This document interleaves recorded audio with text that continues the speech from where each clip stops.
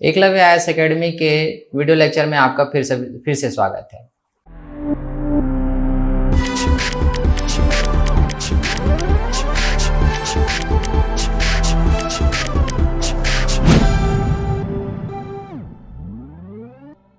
स्वागत है।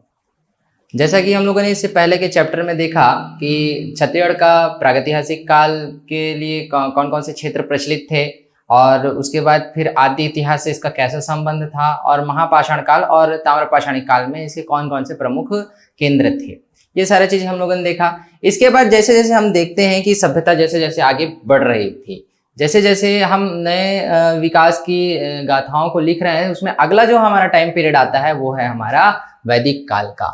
छत्तीसगढ़ के इतिहास में हम अगला देखेंगे वैदिक काल को। वैदिक काल में हम मुख्यतः क्या क्या देखेंगे, एक उसके संबंधी जो महाकाव्य काल है जिसके अंतर्गत एक पहला रामायण और दूसरा महाभारत के अंतर्गत देखेंगे। वैदिक काल को पढ़ने से पहले कुछ चीजों पे हम चर्चा कर लेते हैं। वैदिक काल या वैदिक सभ्यता क्या है? वेदों पर आधारित सभ्यता ही वैदिक सभ्यता कहलाई। और इसके निर्माताओं पर अगर चर्चा करें तो इसके निर्माता कौन हुए? आर्य हुए। पूरा संपूर्ण जो उत्तर भारत का जो क्षेत्र था, ये जो गंगा यमुना का जो दोआब क्षेत्र था, यही क्षेत्र जो है वैदिक काल से संबंधित रहा। वैदिक काल पर हम संपूर्ण चर्चा भारत के इतिहास में भी करेंगे कि इसका निर्माण कैसे हुआ, आर्यों का आगमन कैसे हुआ, इन सारी चीजों पे हम अलग से और बातें करेंगे। लेकिन छत्तीसगढ़ से इसका संबंध कैसे रहा, छत्तीसगढ़ के संदर्भ में हमको वेदों में या उस समय के उत्तर वैदिक जो साहित्य थे उनमें हम क्या चर्चाएं हैं, इन सारी बातों को हम इस टॉपिक या इस वीडियो में हम देखेंगे। सबसे पहले चीज कि वैदिक काल जो है वह दो भागों में बांटा जाता है। पहला ऋग्वैदिक काल और दूसरा उत्तर वैदिक काल। ऋग्वैदिक काल का जो समय है वह है 1500 से लेकर 1000 ईसा पूर्व तक, और उत्तर वैदिक काल का समय है 1000 से लेकर 600 ईसा पूर्व तक। दो भागों में हम बांट रहे हैं। इसका विभाजन कैसा है? सबसे पहला क्या कि ऋग्वैदिक काल जिसे हम कह रहे हैं एक लंबा टाइम पीरियड है, भी 1500 से लेकर 1000 ईसा पूर्व तक का जो संपूर्ण टाइम पीरियड है वह कैसा है? ऋग्वेद पर आधारित है। मतलब इस काल की संपूर्ण विवरण जो है या इस काल का संपूर्ण जो उल्लेख है हम किस में से देखते हैं? ऋग्वेद से देखते हैं।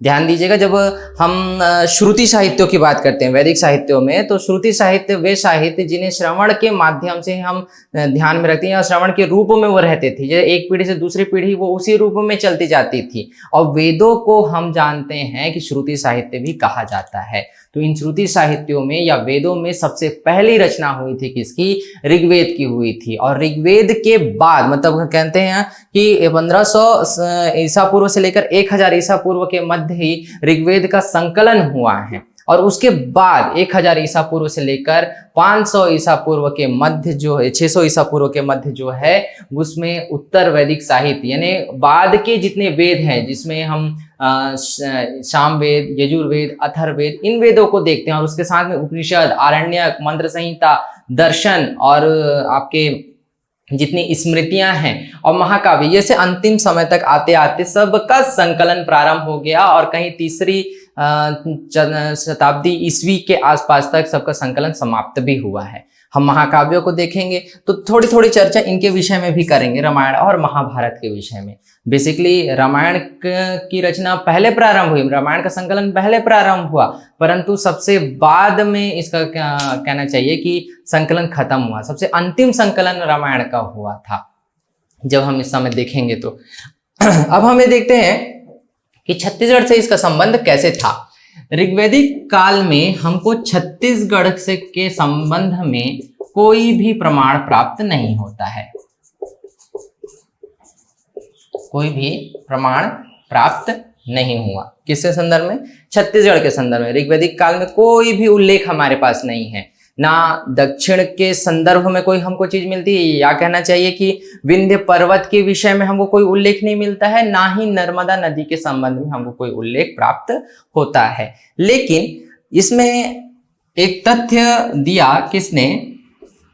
मैकडॉनल्ड ने एवं कीथ ने। मैकडॉनल्ड एवं कीथ चर्चा करते हैं किस विषय में? छत्तीसगढ़ के विषय में। या कहते हैं वो कि ऋग्वेद में वर्णित दक्षिणा पथ के विषय में है, या दक्षिणा पथ के को वर्णित करता है। कहता है, ये कहते हैं कि ऋग्वेद में जो दक्षिणा पदा किसमें वर्णन है? ऋग्वेद में वर्णन है। कह रहे हैं क्या कि ऋग्वेद में वर्णित दक्षिणापदा, या उसमें जो उल्लेख किया गया है दक्षिणापदा का, इसका अर्थ है दक्षिणा पथ से। दक्षिण की ओर जो मार्ग था, उस मार्ग को किसमें प्रदर्शित किया गया है? किस नाम से प्रदर्शित किया है? दक्षिणापदा के नाम से प्रदर्शित किया गया है। ऐसा किसका मानना है? मैकडॉनल्ड एवं कीथ का मानना है। और ऋग्वेद में हमको केवल यही इंडिकेशन मिल रहा है, इसके अलावा कोई भी हमको छत्तीसगढ़ के संदर्भ में प्रमाण प्राप्त नहीं है, ना ही विंध्य पर्वत के और ना ही नर्मदा नदी के। विंध्य श्रृंखला का भी कोई उल्लेख नहीं मिलता है हमको, ना ही नर्मदा नदी का। दोनों का उल्लेख हमको प्राप्त यहाँ नहीं हो रहा है। लेकिन हम ये देखते हैं कि जो लेटर वैदिक पीरियड जो है हमारा, या उत्तर वैदिक काल जो है 1000 से 600 ईसा पूर्व के मध्य का जो समय है, इस समय आर्यों ने अपनी सभ्यता का विस्तार करते हुए अंग और कौशल ऐसे जनपदों तक भी विस्तार किया था। ठीक है, ये जनपदों का उल्लेख मैं अभी इसलिए कर रहा हूं क्योंकि 6वीं शताब्दी ईसा पूर्व के आते आते इन जनपदों का हम विवरण देखेंगे विस्तृत रूप से। लेकिन इन क्षेत्रों तक आर्यों का क्या हुआ? एक विस्तार हुआ। गंगा के ऊपरी मैदानों तक भी इसका विस्तार हुआ और दक्षिण के क्षेत्रों में भी कुछ विस्तार हुआ। हम जानते हैं कि वैदिक सभ्यता कैसी सभ्यता थी? कबीलाई सभ्यता थी। कबीलाई समाज वाला या कबीलाई प्रशासनिक व्यवस्था वाला वो सभ्यता थी। और उसी के दौर में ये क्या कर रहे हैं? अपना विस्तार कर रहे हैं कबीलों के रूप में, क्योंकि कबीलाई व्यवस्था से ही एक गणतंत्र और गणतंत्र से राजतंत्र की स्थापना हम देखेंगे। क्योंकि जनपदों का जब हम दौर देखेंगे तो उसमें गणतंत्र भी थे और राजतंत्र भी थे। अब हम देखते हैं क्या कि उत्तर वैदिक जो साहित्य हैं, उत्तर वैदिक साहित्यों में दक्षिण दिक अर्थात दिशा, दक्षिण दिक या दक्षिण दिशा, दक्षिण दिक शब्द का जो उत्तर वैदिक साहित्यों में जो आया, उसके संबंध में सीता प्रधान जी ने कहा,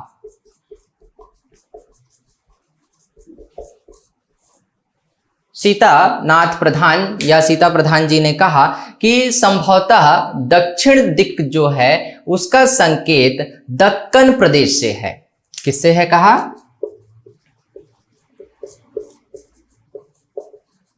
दक्कन प्रदेश से। क्या कह रहे हैं? उत्तर वैदिक साहित्य में जो उल्लेख आया हमको दक्षिण दिक का, जिससे यह बोध होता है बेसिकली किसके अनुसार? सीतानाथ प्रधान जी के अनुसार, कि यह जो है दक्कन का प्रदेश है या दक्कन प्रदेश की ओर को ये क्या करता है? संकेत करता है। ये उत्तर वैदिक साहित्यों में हमको इसका उल्लेख मिल रहा है। इसके अतिरिक्त जो शतपथ ब्राह्मण हैं, अलग अलग ब्राह्मण साहित्यों में जो एक ब्राह्मण साहित्य है आपका है शतपथ ब्राह्मण। शतपथ ब्राह्मण में पूर्व एवं पश्चिम दोनों ओर समुद्रों का उल्लेख किया गया। मतलब हमको दिशा मालूम थी, उतना जो शतपथ ब्राह्मण में ये कह रहा है कि पूर्व एवं पश्चिम दोनों की ओर क्या है? समुद्र है। जो समुद्रों का उल्लेख किया जा रहा है उसका विवरण हमें क्या मिलता है? इस समय मिलता है शतपथ ब्राह्मण से। अर्थात अगर ये समुद्रों का उल्लेख किया जा रहा है, मतलब आर्य जो है इस क्षेत्र से प्रचलित थे, कहीं ना कहीं इन मार्गों से होकर ही क्या हुए होंगे? इन समुद्रों से परिचित हुए होंगे। समुद्र का उल्लेख आया। दूसरा इस समय क्या? कौशिकी उपनिषद। अगला विवरण जो है कौशिकी उपनिषद। कौशिकी उपनिषद में विंध्य पर्वत का नाम उल्लेख किया गया है। विंध्य पर्वत का नाम उल्लेख किया गया। किसमें? कौशिकी उपनिषद में। कौशिकी उपनिषद में विंध्य पर्वत के नाम आने के साथ साथ फिर इसके बाद के जितने परवर्ती वैदिक जो साहित्य हुए उसमें नर्मदा का नाम भी आया। तो हम जानते हैं कि वेदों में अलग अलग नदियों के प्राचीन नाम अलग अलग मिलते हैं, तो इस तत्कालीन समय में या तत्कालीन वैदिक साहित्यों में हमको नर्मदा का नाम रेवा के रूप में मिलता है, जिसमें हम देख सकते हो एक तो विंध्य का उल्लेख हमको आ गया और विंध्य के साथ साथ हमको नर्मदा का उल्लेख भी आ गया, क्योंकि इस क्षेत्र में नर्मदा एक प्रमुख नदी की या एक नर्मदा एक प्रमुख अपवाह तंत्र के रूप में भी है। परवर्ती वैदिक साहित्यों में नर्मदा को रेवा कहा गया। क्या कहा गया? रेवा कहा गया। ये कई बार पूछा जाने वाला प्रश्न है, ऑब्जेक्टिव क्वेश्चंस में एक क्वेश्चन बनता है कि नर्मदा का प्राचीन नाम क्या था, या नर्मदा का प्राचीन या कहना चाहिए परवर्ती वैदिक साहित्यों में या वैदिक साहित्यों में उसे किस नाम से पुकारा गया है। तो ध्यान रखिएगा कि नर्मदा का जो वैदिक साहित्यों में क्या कहा गया, उसे रेवा कहा गया है। महाकाव्यों में जो पर्याप्त उल्लेख किए गए हैं बेसिकली, है ना, तो कैसे उल्लेख किए गए हैं? जैसे दक्षिणापथ के अंतर्गत दक्कन के पूर्वोत्तर में छत्तीसगढ़ को भलीभांति लोग जान रहे हैं, ऐसा हमको संकेत मिलता है। महाकाव्यों में क्लियरली डिफाइंड किया गया है कि कहाँ कहाँ कौन कौन सा क्षेत्र है। आगे हम देखेंगे कि महाकाव्यों में एक रामायण का काल, महाभारत का काल कैसे शामिल था, कि रामायण के समय में कौन कौन सी बातें स्थानीय तौर पर यहाँ पर प्रचलित है, महाभारत काल में कौन कौन सी बातें प्रचलित है, ये सारी चीज हम इसको विवरण देखेंगे। लेकिन वैदिक काल के अंतर्गत हम क्या देख रहे हैं कि आपका जो दो टाइम पीरियड है, एक ऋग्वैदिक काल का और दूसरा उत्तर वैदिक काल का। तो ऋग्वैदिक काल में हमको छत्तीसगढ़ के संबंध में कोई भी प्रमाण प्राप्त नहीं हो रहा है। दूसरा, मैकडोनाल्ड एवं कीथ ये कहते हैं कि दक्षिणापद जो है वो दक्षिण पथ की ओर संकेत करता है। दूसरी बात क्या कि हम आगे जब बढ़ रहे हैं तो उत्तर वैदिक काल में जब दक्षिण दिक् शब्द का प्रयोग हो रहा है तो उसके संबंध में सीतानाथ प्रधान जी कह रहे हैं कि ये दक्कन प्रदेश का बोध कराता है।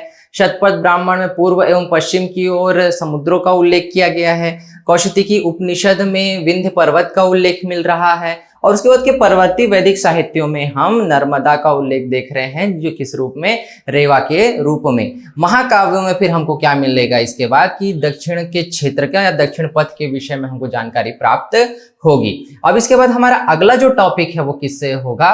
रामायण काल से, कि रामायण काल में छत्तीसगढ़ के संदर्भ में कौन कौन सी बातें कही गई थी।